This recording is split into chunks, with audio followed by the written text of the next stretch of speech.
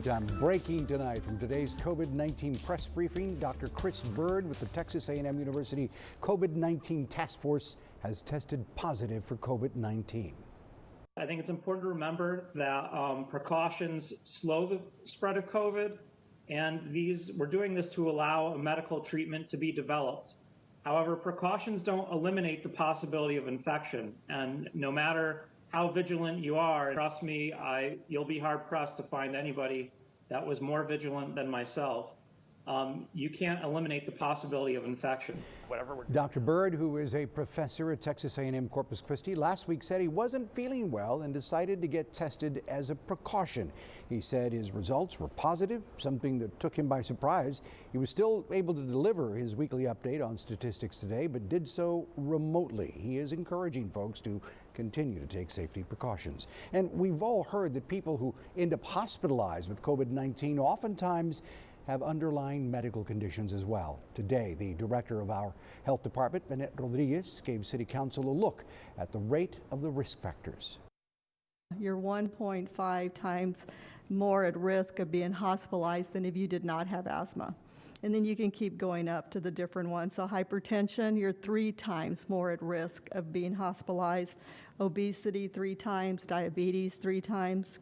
Chronic kidney disease, 4 times.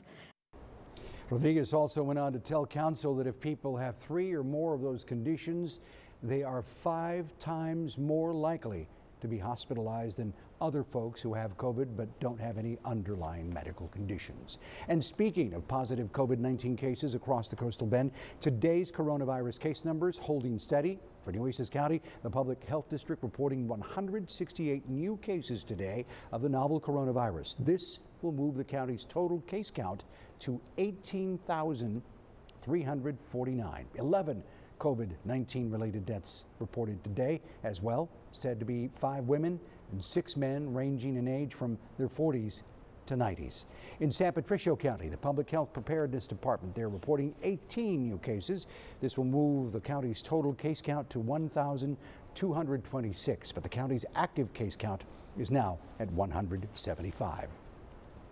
Area researchers with the Texas A&M University Corpus Christi COVID-19 Task Force expressing some guarded optimism, reporting today that some COVID-19 numbers in the coastal bend are on the decline. In a release put out today, Dr. Charles Bird presented a map focusing on selected communities in South Texas where downward trends in new cases per day are being seen. Places like Aransas County, Brownsville, Laredo, McAllen, Nueces County, San Antonio, and Victoria. According to Bird, though, he is seeing cases in San Patricio County increasing.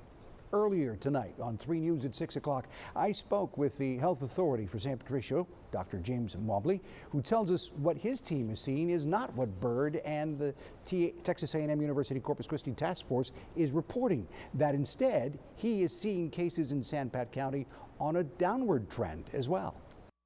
It looks to me like we're dropping in this county pretty much just like the rest of the area. I think we're doing pretty well. Our folks here are doing a really good job of social distancing and wearing masks, and I'm very pleased.